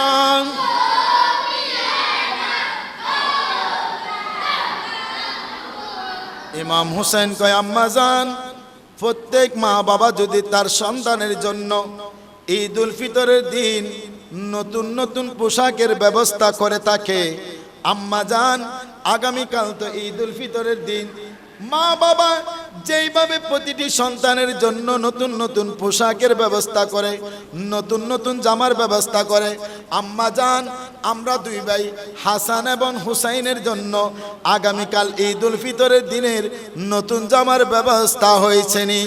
এই কথা শোনার সাথে সাথে মা ফাতেমা রাদিয়াল্লাহু তাআলা আনহা স্তব্ধ হয়ে গেলেন, তিনি নীরব হয়ে গেলেন। তিনি চিন্তা করতে লাগলেন, আমার নবী বলেছেন মান আহাব্বাল হাসাইন ওয়াল হুসাইন ফাকাদ আহাব্বানি ওমান আবগাদাহুমা ফাকাদ আবগাদানি। উচ্চ আওয়াজে বলুন না সুবহানাল্লাহ। আমার নবী বলেছেন যারা ইমাম হাসান হুসাইনকে ভালোবাসবে, যারা ইমাম হাসান হুসাইনকে ভালোবাসবে তারা আমি নবীজিকে ভালোবাসলো, আর যারা ইমাম হাসান এবং হুসাইনের মনে কষ্ট দিল তারা যেন আমি নবীকেও কষ্ট দিল। এদিকে যখন ইমাম হুসাইন মা ফাতেমার কাছে জিজ্ঞাসা করলেন, আম্মা জান আগামীকাল যদি ঈদুল ফিতরের দিন হয়, প্রত্যেক মা বাবা যদি তার সন্তানের জন্য নতুন নতুন জামা কাপড় নতুন নতুন পোশাকের ব্যবস্থা করে, আম্মা জান আমার ভাই হাসান আর আমি হুসাইনের জন্য আগামীকাল ঈদুল ফিতরের নতুন জামার ব্যবস্থা করছেননি। এই কথা শুনে আম্মা জান ফাতেমা রাদিয়াল্লাহু তাআলা আনহা নিস্তব্ধ হয়ে গেলেন, তিনি স্টপ হয়ে গেলেন, তিনি চুপ রইলেন। মনে মনে ভাবতে লাগলেন আমি তো হাসান এবং হুসাইনের জন্য আগামীকাল ঈদুল ফিতরের নতুন জামার ব্যবস্থা এখনো করতে পারি নাই। আমি যদি এখন আমার সন্তান হুসাইনকে যদি বলি, ও সন্তান আমি তো তোমাদের জন্য আগামীকাল নতুন জামার ব্যবস্থা করতে পারিনি, এই কথা শোনার সাথে সাথে ইমাম হুসাইন মনের মধ্যে বড় কষ্ট পাবে। আমার নবী বলেছেন যারা ইমাম হাসান হুসাইনকে কষ্ট দিল তারা যেন নবীকেও কষ্ট দিল।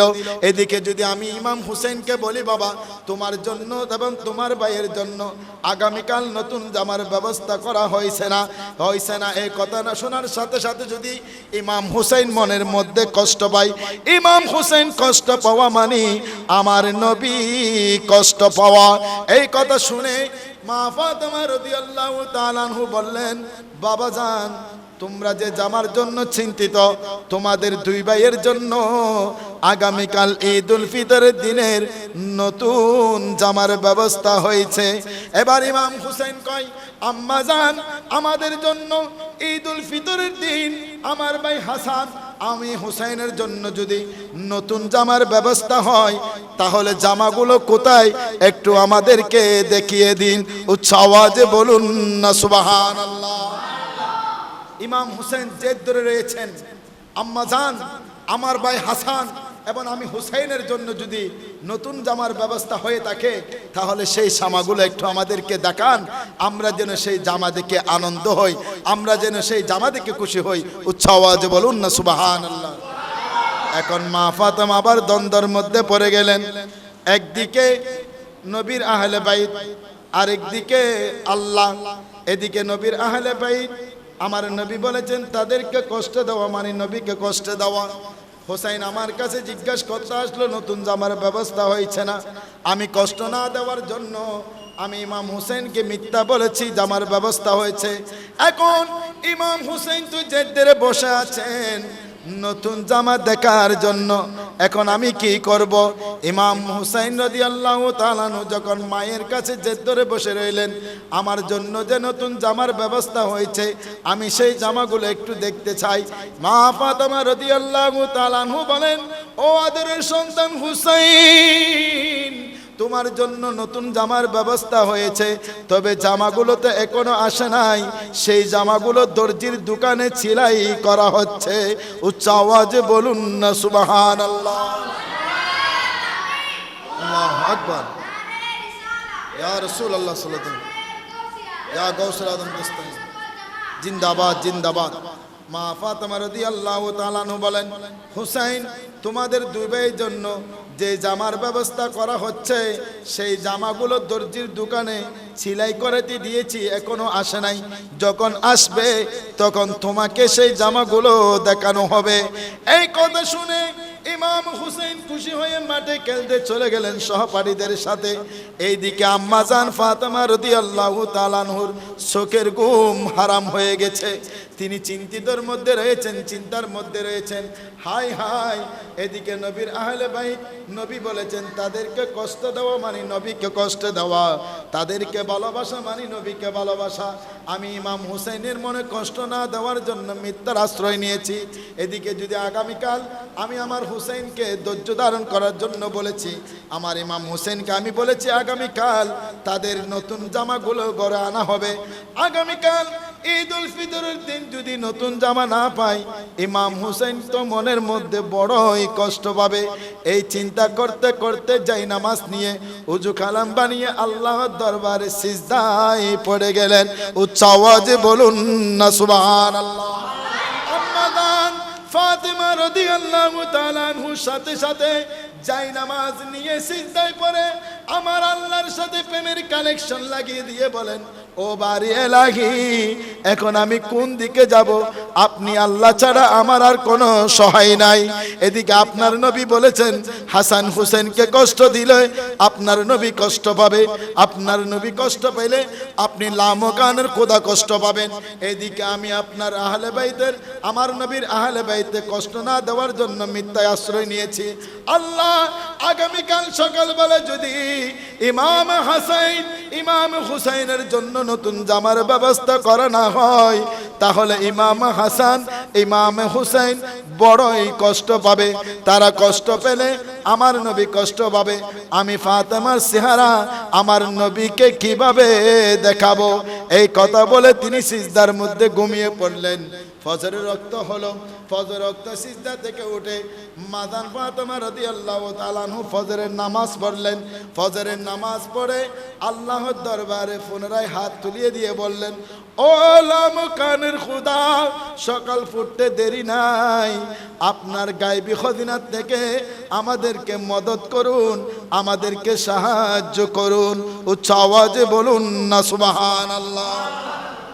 এই ফরিয়াদ করতে দেরি আল্লাহ রাব্বুল আলামিন জিবরিল আলাইহিস সালামকে হুকুম দেন, ও জিবরাইল, তুমি জান্নাতে যাও। জান্নাতে আমি আল্লাহর পক্ষ থেকে নির্ধারিত দুইটা পোশাক আছে। একটা পোশাকের রং হচ্ছে সবুজ আর একটা পোশাকের রং হচ্ছে লাল। এই দুইটা পোশাক নিয়ে আমার নবীর আহলে বাইত সৈয়দুশ শুহাদা ইমাম হাসান ইমাম হুসাইন মওলা আলী শের খুদা ফাতেমাতুজ জোহরা রাদিয়াল্লাহু তাআলা আনহুর গৃহের মধ্যে প্রবেশ করো। উচ্চ আওয়াজে বলুন না সুবহানাল্লাহ।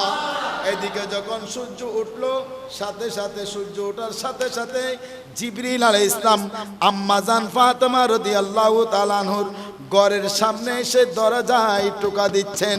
দরজায় যখন টোকা দিচ্ছেন, ওইদিকে ইমাম হুসাইন রাদিয়াল্লাহু তাআলা আনহু ডাক দিয়ে বলেন, আম্মা জান, মনে হয় দর্জির দোকান থেকে কাপড় নিয়ে দর্জি এসেছে। উচ্চ আওয়াজে বলুন না সুবহানাল্লাহ। মা ফাতেমা রাদিয়াল্লাহু তাআলা আনহু বলেন, বাবা দরজা খুলে দেখো কে এসেছে। যখন তিনি ইমাম হুসাইন দরজা খুললেন, দরজা খোলার সাথে সাথে দেখলেন একটি নূরের মানুষ। উচ্চ আওয়াজে বলুন না সুবহানাল্লাহ। জিবরিল আলাইহিস সালাম মানুষের সুরত নিয়ে ইমাম হুসাইন রাদিয়াল্লাহু তাআলা আনহুর ঘরের মধ্যে আসলেন।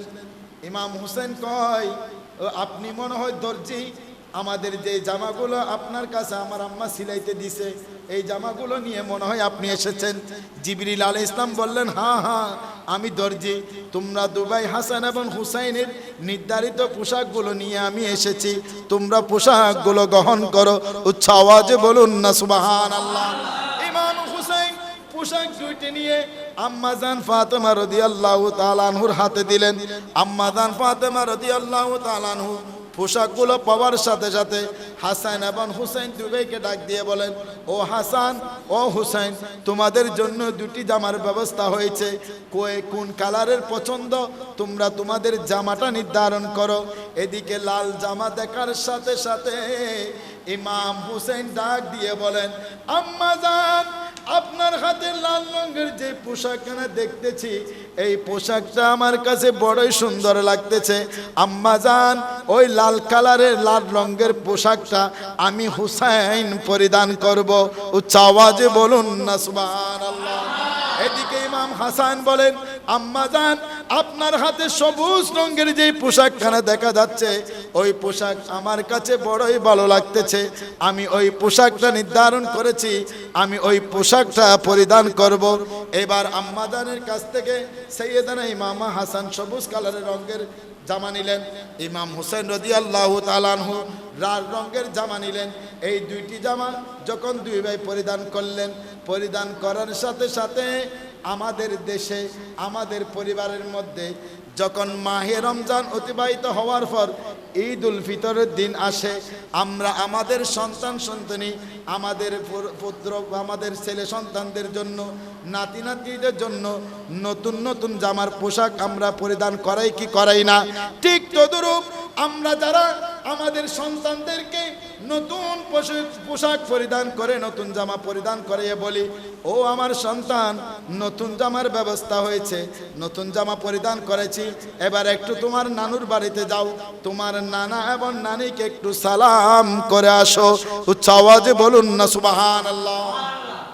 যখন ঈদ উল ফিতরের দিন আসে, বিশেষ করে ঈদের দিন, ঈদ উল ফিতরের দিন, মাহে রমজানের যে ঈদ, ঈদ উল ফিতরের দিন যখন আসে, আমরা আমাদের সন্তানদেরকে নতুন নতুন জামা, নতুন পোশাক পরিধান করে তাদেরকে আমরা বলি, ও আমার সন্তান, তোমার জন্য নতুন জামা ক্রয় করেছি, নতুন পোশাক পরিধান করেছো, এবার একটু তোমার নানুর বাড়িতে যাও, নানুর বাড়িতে গিয়ে তোমার নানা এবং নানিকে একটু সালাম করে আসো। এই কথা আমরা বলি কি বলি না? এটা হচ্ছে মা ফাতেমা রাদিয়াল্লাহু তাআলা আনহুর সুন্নাত। মা ফাতেমা রাদিয়াল্লাহু তাআলা আনহু নতুন জামা হাসান হুসেন পরিধান করার পরে ইমাম হাসান ইমাম হুসেনকে বললেন, ও আমার সন্তানরা, তোমরা নতুন জামার জন্য এত পাগল ছিলে, তোমাদের জন্য নতুন জামার ব্যবস্থা হয়েছে, এবার একটু তোমরা তোমাদের নানাজি রহমতুল লিল আলামিন নবীকে একটু সালাম করে আসো। উচ্চ আওয়াজে বলুন না সুবহানাল্লাহ। ইমাম হাসান ইমাম হুসাইন নতুন জামা পরে নানাজি রহমতুল লিল আলামিনের নবীর দরবারে গেলেন। দরবারে গিয়ে ইমাম হাসানের শরীর মুবারক যখন সবুজ কালারের জামা দেখলেন, ইমাম হুসাইনের শরীর মুবারক যখন লাল রঙের জামা দেখলেন, এটা দেখার সাথে সাথে আমার নবীর দুই নয়ন নুরানি চোখ দ্বারা ঝর ঝর করে পানি ঝরতে লাগলো। আমার নবী ইমাম হুসাইনকে ডাক দিলেন, ও হুসাইন, তুমি আমার পাশে বসো। ও হাসান, তুমি আমার ডান পাশে বসো। হুসাইন, তুমি আমার বাম পাশে বসো। দুই ভাইকে দুই পাশে বসাইলেন। বসার পর আমার নবী ইমাম হাসানের টুটের মধ্যে একটা চুমা দিলেন, আর আদরের নাতি ইমাম হুসাইনকে গলার মধ্যে চুমা দিলেন। এই অবস্থান দেখে, এই দৃশ্য দেখে ইমাম হুসাইন বড়ই পেরেশান হয়ে গেছেন।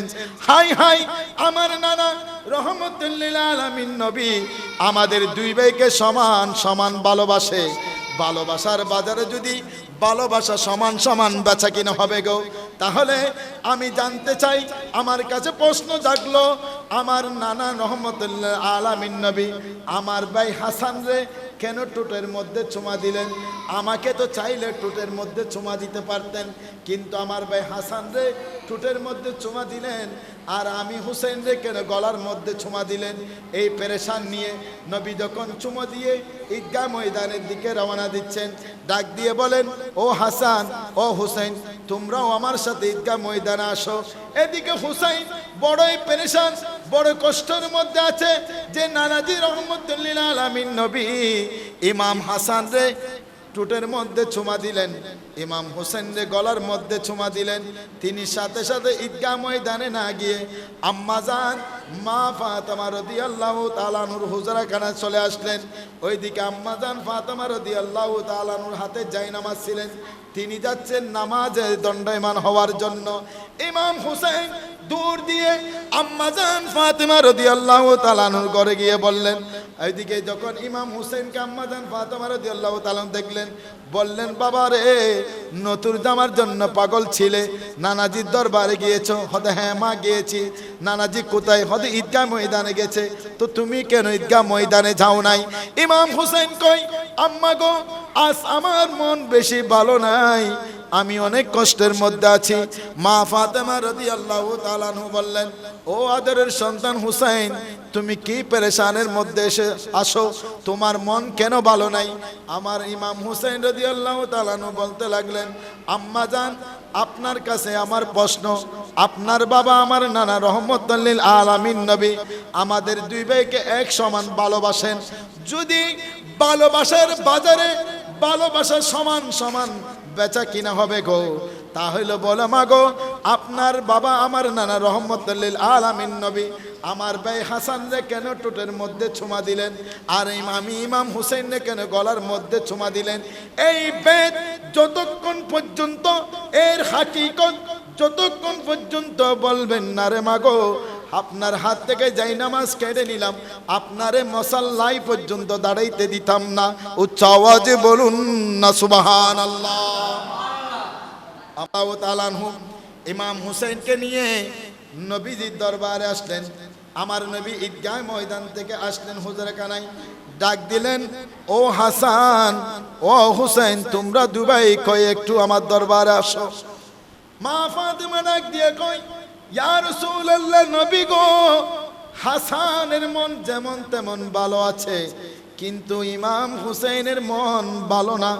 আমার নবী প্রশ্ন করলেন, জিজ্ঞাসা করলেন, ফাতেমা রে, আমার নাতি হুসেনের মনে কি হয়েছে? তিনি কেন কষ্টের মধ্যে আছেন? তার মন কেন ভালো নাই? মা ফাতেমা রাদিয়াল্লাহু তাআলা বললেন, ইয়া রাসূলুল্লাহ, ইয়া হাবিবাল্লাহ, হুসাইনের মনে বড় একটি প্রশ্ন জেগেছে।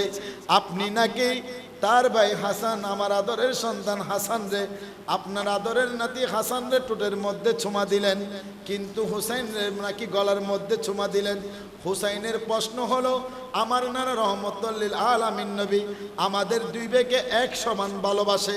যদি এক সমান ভালোবাসতো, তাহলে হাসান রে যেভাবে ঠোঁটে চুমা দিলেন, আমি হুসাইন রে ঠিক তদরূপ ঠোঁটের মধ্যে চুমা দিতেন। কিন্তু আমার নানা রহমতুল লিল আলামিন নবী এই ভালোবাসার মধ্যে তিনি পৃথক করেছেন, হাসান রে ঠোঁটের মধ্যে আর আমি হুসাইন রে গলার মধ্যে চুমা দিলেন। এই কথা শোনার সাথে সাথে নবী করিম সাল্লাল্লাহু আলাইহি ওয়াসাল্লাম দুই চোখের পানি জর জর করে ছেড়ে ছেড়ে কান্না করতে লাগলেন। মা ফাতেমা রাদিয়াল্লাহু তাআলা আনহা বললেন, ইয়া রাসূলুল্লাহ, ইয়া হাবিবাল্লাহ, আপনি উম্মতের জন্য অনেক কাঁদা কেঁদেছেন, আজ ঈদের দিন, আজও কি আপনি চোখের পানি পেলিয়ে পেলিয়ে কান্না করবেন? আমার নবী কই, ও ফাতেমা, আমি কি জন্য কাঁদতেছি তুমি তো জানো না।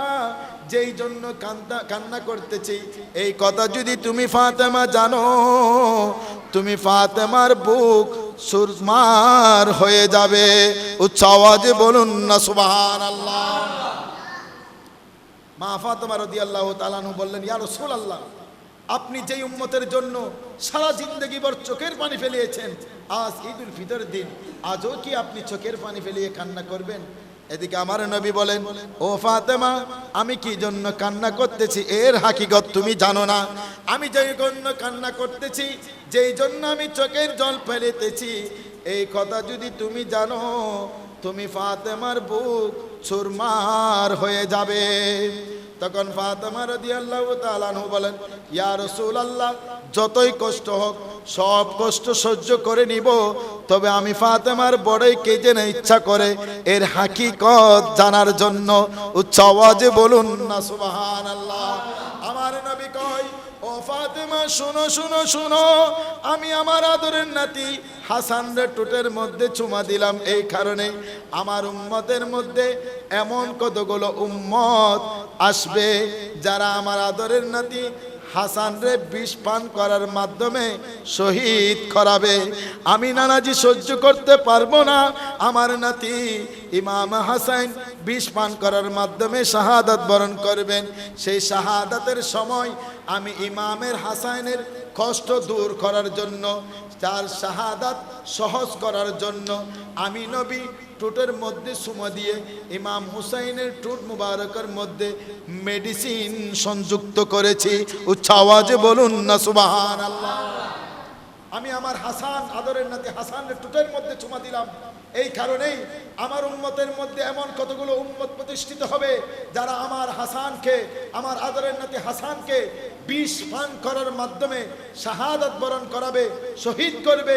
আমি চাই যেই দিন আমার আদরের নাতি হাসান রে বিষ পান করার মাধ্যমে শহীদ করবে, ওই দিন যেন আমার আদরের নাতি হাসান সমস্ত কষ্ট থেকে মুক্ত থাকতে পারে, সহজেই যেন শাহাদাত বরণ করতে পারে। এই জন্যই আমি নবী আমার আদরের নাতি ইমাম হাসানের ঠোঁটের মধ্যে মেডিসিন সংযুক্ত করে দিচ্ছি। উচ্চ আওয়াজে বলুন না সুবহানাল্লাহ। এবার ফাতেমা রাদিয়াল্লাহু তাআলা আনহু বললেন, ইয়া রাসূলুল্লাহ, বুঝলাম আমার আদরের সন্তান ইমাম হাসান বিষ পান করার মাধ্যমে শহীদ হবে, কিন্তু আপনি ইমাম হুসাইনের কেন গলার মধ্যে চুমা দিলেন? এবার আমার নবী বলেন, ও ফাতেমা, এটা তো বড়ই কষ্টের বিষয়, এই কথা তো তোমাকে বলা আমি নবীর দ্বারা সম্ভব না। মা ফাতেমা রাদিয়াল্লাহু তাআলা আনহা বলেন, ইয়া রাসূলুল্লাহ, যতই কষ্ট হোক আমি মার বড়ই ইচ্ছা করে এর হাকিকত জানার জন্য। আমার নবী দু চোখের পানি জর্জর করিয়েছে, জর্জর করে ছেড়ে দিয়ে কান্না করে করে বলতেছেন, ফাতেমা রে শুনো, আমার উম্মতের মধ্যে এমন এক উম্মত প্রতিষ্ঠিত হবে, এমন একটি উম্মত, এমন একটি জাত প্রতিষ্ঠিত হবে যারা 61 হিজরি কারবালার প্রান্তরে 10 মুহররম আমার এই আদরের নাতি ইমাম হুসাইনকে ছের মুবারক দ্বিখণ্ড করার মাধ্যমে শহীদ করবে। ইন্না লিল্লাহি ওয়া ইন্না ইলাইহি রাজিউন।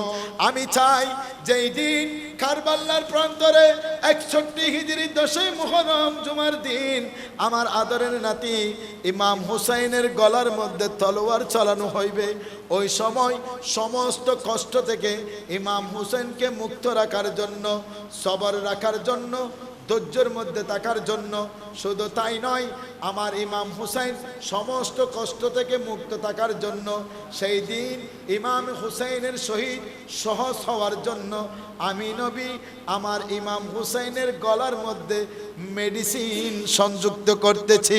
উচ্চ আওয়াজে বলুন না সুবহানাল্লাহ। আমার নবীর তুতু মুবারক, এটাই হচ্ছে উম্মতি মুহাম্মদের জন্য বড়ই শেফা। আমার নবীর তুতু মুবারক, এটা উম্মতি মুহাম্মদের সর্বরোগের জন্য বড়ই মেডিসিন।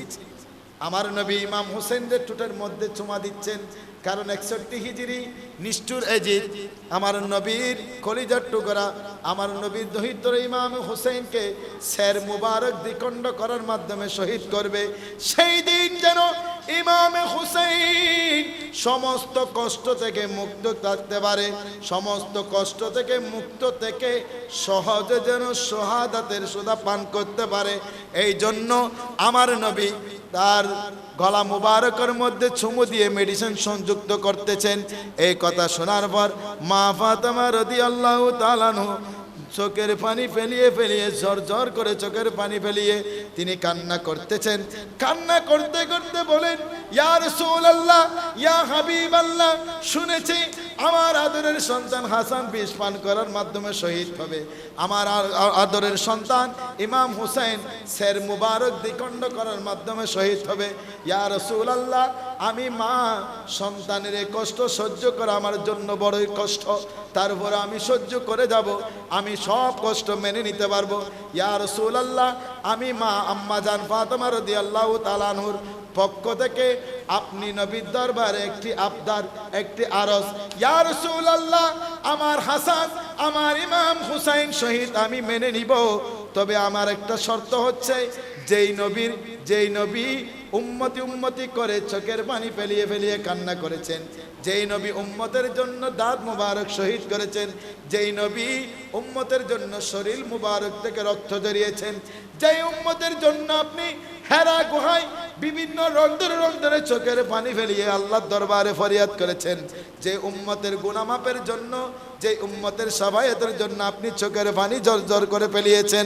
ইয়া রাসূলুল্লাহ, ইয়া হাবিবাল্লাহ, আমার আদরের সন্তান ইমাম হাসান এবং ইমাম হুসাইনের শহীদের বিনিময় আপনার কোটি কোটি উম্মতের নাজাতের কোনো উসিলা হবে নি। উচ্চ আওয়াজে বলুন না সুবহানাল্লাহ।